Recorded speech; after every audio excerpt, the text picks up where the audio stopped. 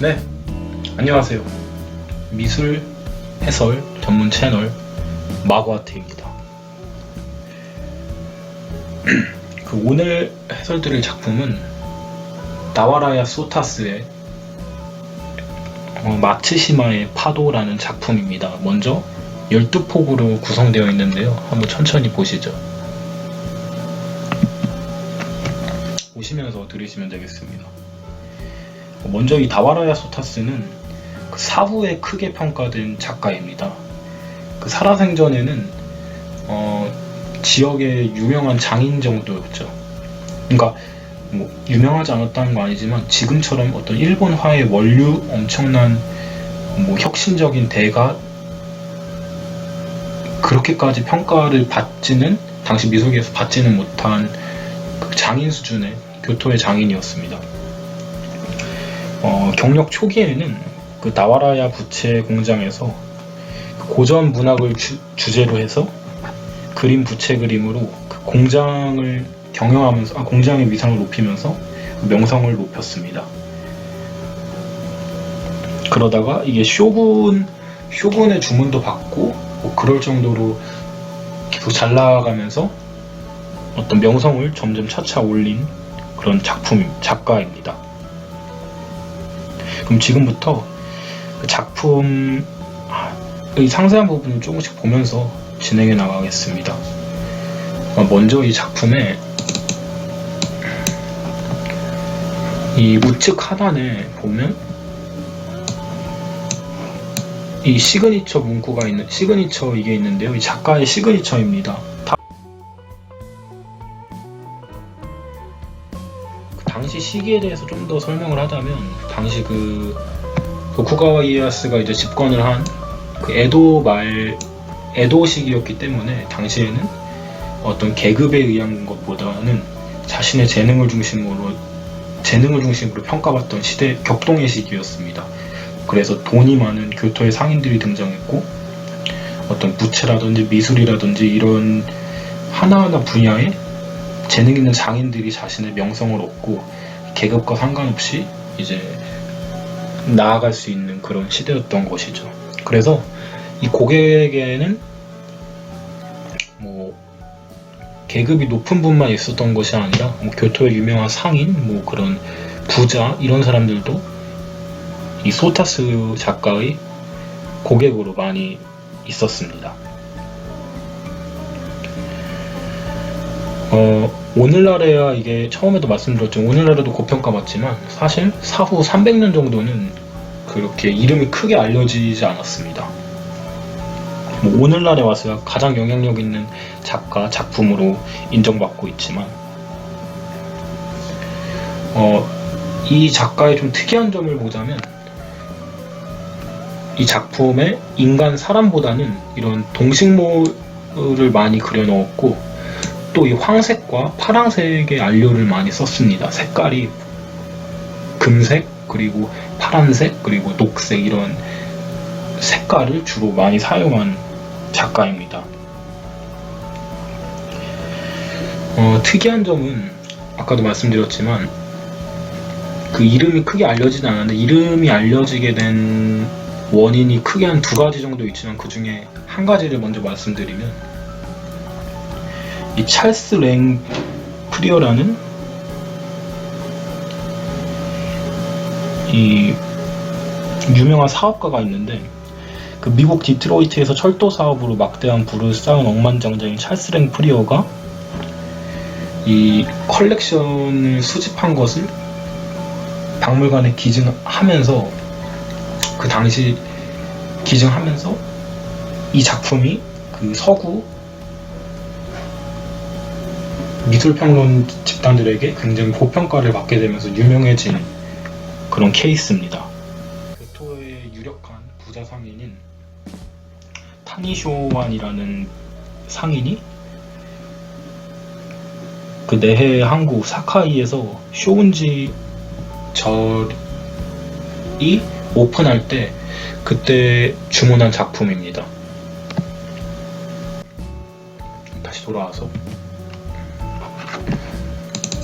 여기를 보면 소나무가 있고 어떤 해안, 물이 굉장히 강하게 치는 해안의 모습을 볼 수 있는데, 사실 현재는 이 작품의 제목이 마츠시마의 파도라고 알려져 있지만 사실 여기는 마츠시마가 아닙니다.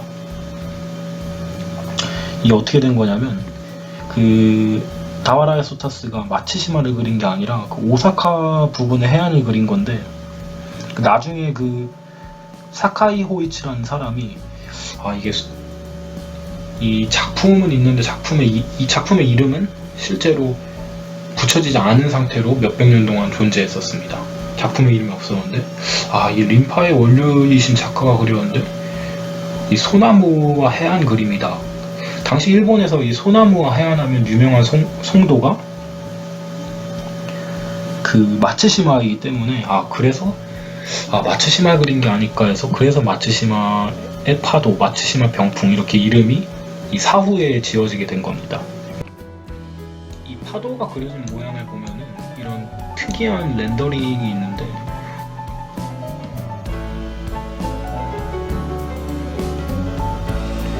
이 작가인 소타스는 그 장인이기도 했지만 약간 종교적인 영향도 많이 받은 작가입니다. 이 소타츠가 창조한 이 화법 양식 중에서 가장 뚜렷한 특징으로 나오는 것이 이 타라시코미 기법입니다. 이 타라시코미 기법이 뭐냐면, 그 마르지 않은 물감이 반투명으로 상호 침투해서 번지는 효과를 의도적으로 이용한 몰골 화법의 일종인데, 굉장히 우연적이고 불확실성의 효과, 장식적인 효과를 독자적인 화법으로 만들었습니다. 먼저 보면은 이 의도적으로 이 이 그림의 왼쪽 부분에 물감을 많이 넣은 다음에 오른쪽으로 번지게 해서 약간 우연의 효과, 불확실성의 효과, 반투명으로 불확실성의 효과, 그런 것을 좀 표현하는 것을 볼 수 있습니다. 딴 데도 볼까요? 딴 데도 이런 부분을 보면 의도적으로 번지게 한 거죠. 왼쪽에서 오른쪽으로. 그래서 좀 우연의 효과를 계속 만들어내면서 그런 불확실성을 계속 창조해내는 거죠. 여기도 보시면 이 왼쪽에서 오른쪽으로 밀어내면서 좀 패턴을 만들어내는 그런 이무의 모양을 만들어냈습니다.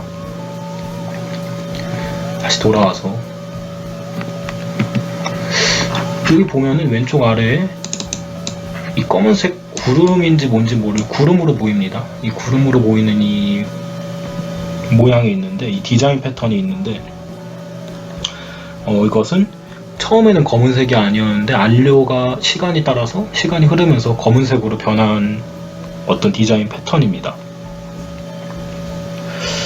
이 디자인 패턴이 다와라야 소타스가 아까도 말씀드렸지만 굉장히 좀 종교적인 그런 것에 영향을 많이 받았는데, 그 다와라야 소타스가 명성을 좀 어느 정도 얻은 다음에 그 일본 불교 작품들을 복구하는 작업에 참가한 경력이 있습니다. 11세기, 12세기 그런 일본 불교의 다양한 작품들을 복구해내는 그런 작업을 했었는데, 그 쇼군을 위한 작품이었죠. 쇼군을 위한 작품이었는데, 그 프로젝트를 하고 나서 거기서 영향을 받아서